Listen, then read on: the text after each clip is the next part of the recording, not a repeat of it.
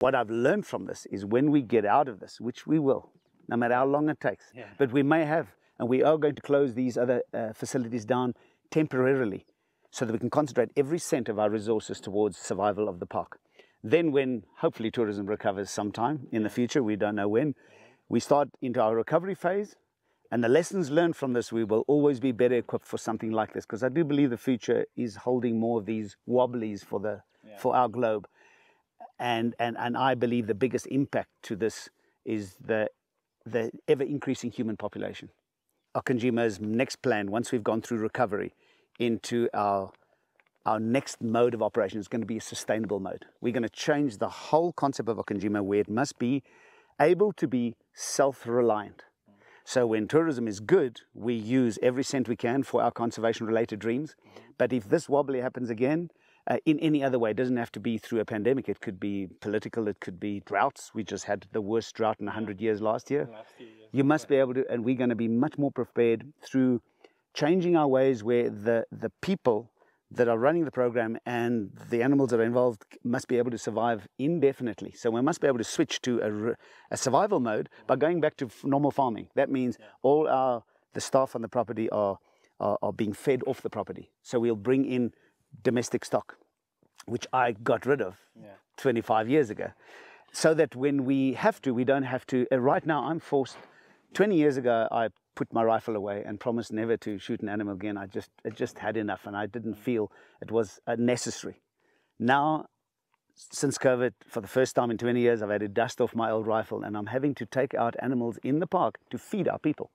It's a necessity, because we can't afford to take your funds, survive a year plus without any tourism, and buy food at the rates food costs. So we are becoming self-sufficient in our gardens and the meat the park is providing, which normally wasn't the case.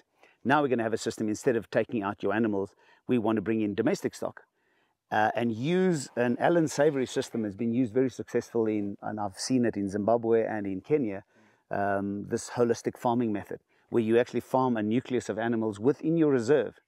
And you manage it, but you utilize the beef, the meat from your domestic animals for feeding your people.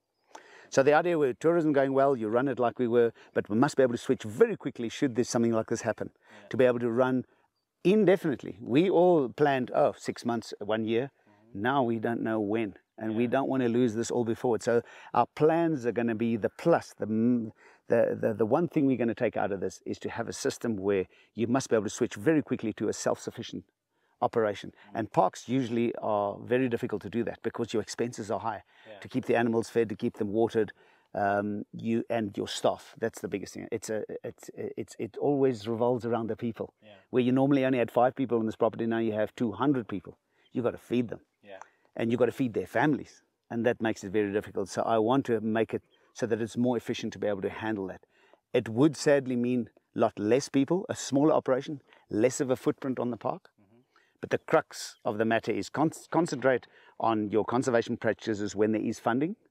And that's also quite interesting. Quite many years ago, this research-based stuff that we were doing, private sector had very little to do with it. Now we have a big impact on it. And we need to make sure that we continue with that. And it's always a very debatable question as to how efficient conservation can be in an island-bound reserve like Okonjima.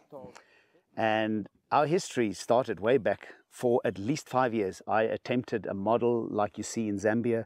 Luangwa Valley is one of my favorite places to go on walking safaris, South Luangwa, and they have no fences. It's an open reserve, conservation area. And there are game management areas on the outside where people can either have lodges or there are even hunting facilities to keep as the animals reach their saturation point and they move out. That's the biggest challenge we have in a park like this. You have to micromanage, not micro, but you have to intensely manage it because you've got a closed system. But in an area like this in Namibia, this is commercial farmland. This is in the heart of commercial farming, has been so since time immemorial. So to try and attempt to do that, we were trying to have a conservation nature reserve without fences. That was my dream, so that animals, when they reached their saturation point, naturally left. And the idea was to build these game management areas around where people could utilize the animals in either way, but just so that it was done in a conservation way. Failed horribly. To get so many different cultures and so many different people to buy into something like this was, at that time I had to give it a finite time, so we stopped it. And we ended up forced to close the area off.